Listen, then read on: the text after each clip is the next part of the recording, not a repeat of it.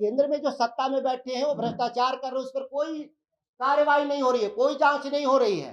केवल उन पर कार्रवाई हो रही है जो दिल्ली के खिलाफ लोग हैं। पिछले वक्तव्य में मैंने बोला कि जो सत्ता में बैठा होता है वही भ्रष्टाचार करता है, मैं इस बात को कह रहा हूँ। तो जो दिल्ली में सत्ता में बैठे लोग हैं, जिनकी हिडनबर्ग के जो एनालिसिस को ये रिपोर्ट के आधार पे जो आया है, जिसपे जांच की आवश्यकता है, पार्लियामेंट में याद करिए कि लोकपाल गठित होगा या पार्लियामेंट का कंसेंट था, इसी के आधार पे वो आंदोलन वापस हुआ था। लेकिन आज तक लोकपाल नहीं बना, तो इसके लिए सभी राजनीतिक दल दोषी हैं। यहाँ पर मैं एक विधायक के तौर पे निजी विधेयक पेश कर रहा हूँ कि सभी दल इस पर अपनी राय व्यक्त करें कि वो चाहते क्या हैं।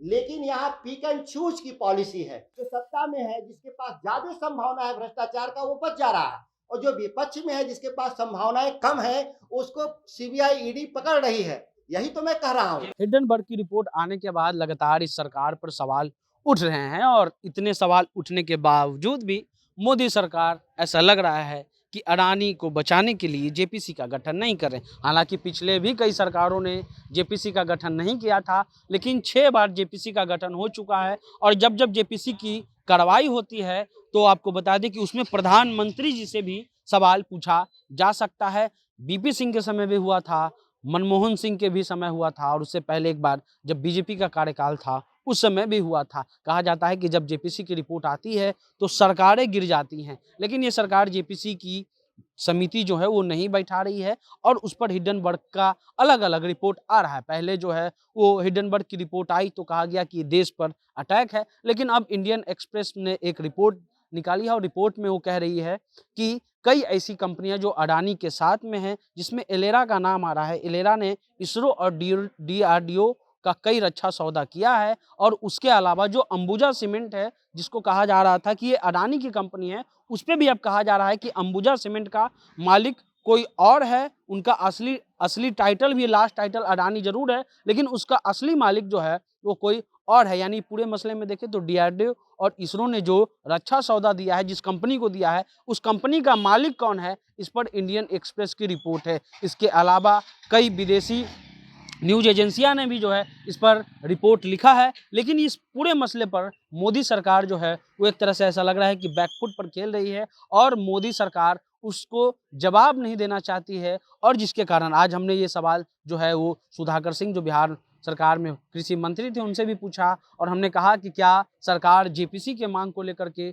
डर रही है कि अगर जेपीसी की मांग होती है, क्योंकि उसमें प्रधानमंत्री से भी उस समितियों को पावर होता है। हालांकि ये केंद्रीय सरकार ने जो है इस पर मना कर चुके हैं, और सुप्रीम कोर्ट के जो चीफ जस्टिस है उन्होंने एक समिति, एक गठन जरूर किया है टीम का, लेकिन उसमें भी विपक्ष का कहना है कि उसमें लोकसभा या राज्यसभा के सदस्य होने चाहिए, ताकि जांच जो है वो निष्पक्ष और पारदर्शी हो। क्या कुछ कह रहे हैं जेपीसी के मांग पर सुधाकर सिंह, आप खुद सुनिए।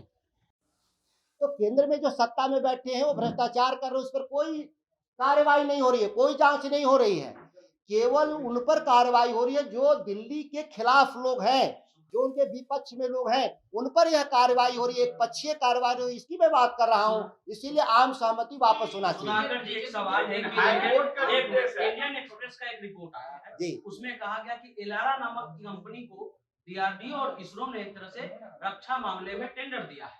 अब ये खबर आ रही है कि इरेला का कौन मालिक है ये कंफर्म नहीं है, और इलेरा जो है वो बिजनेस पार्टनर है अडानी के, और उसके अलावा जो ईडी के प्रमुख हैं उनको जो ड्यूटी बढ़ाया गया है उसको भी दिल्ली के कोर्ट में एक तरह से जो है चुनौती दी गई है। तो ये पूरे मसले को आप कैसे देखते हैं? हमने आपको इसी पिछले वक्तव्य में मैंने बोला कि जो सत्ता में बैठा होता है वही भ्रष्टाचार करता है, मैं इस बात को कह रहा हूँ। तो जो दिल्ली में सत्ता में बैठे लोग हैं, जिनकी हिडनबर्ग के जो एनालिसिस को ये रिपोर्ट के आधार पे जो आया है, जिसपे जांच की आवश्यकता है, मैं ये आरोप नहीं लगा रहा हूँ कि किसी ने पैसा लेके भ्रष्टाचार किया है, लेकिन जब आरोप है तो इसकी जांच होनी चाहिए केंद्रीय जांच एजेंसियों के द्वारा, जो नहीं हो रहा है। इसीलिए मैं कह रहा हूँ कि एक पक्षीय है, इसीलिए देश में एक आम सहमति बनी थी। पार्लियामेंट में याद करिए कि लोकपाल गठित होगा या पार्लियामेंट का कंसेंट था, इसी के आधार पे वो आंदोलन वापस हुआ था। लेकिन आज तक लोकपाल नहीं बना, तो इसके लिए सभी राजनीतिक दल दोषी हैं यहाँ पर।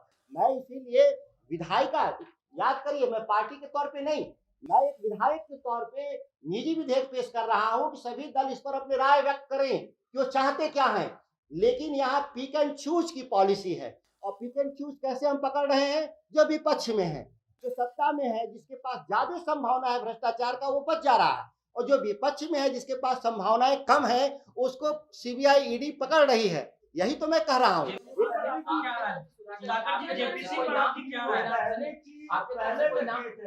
सीबीआई ईडी लोग छापे मारी है, पहले का केस है। जब सत्ता में थे लालू यादव तब का केस है। आप बोल रहे हैं सत्ता वाले ही भ्रष्टाचार करते हैं, तो क्या उन्होंने भ्रष्टाचार किया है? मैंने कहा कि इस मसले पर जिस मसले पर दोबारा नहीं, हमको लगता कि 5वीं या 6वीं बार यार ये जांच हुआ, छापे मारी हुई है।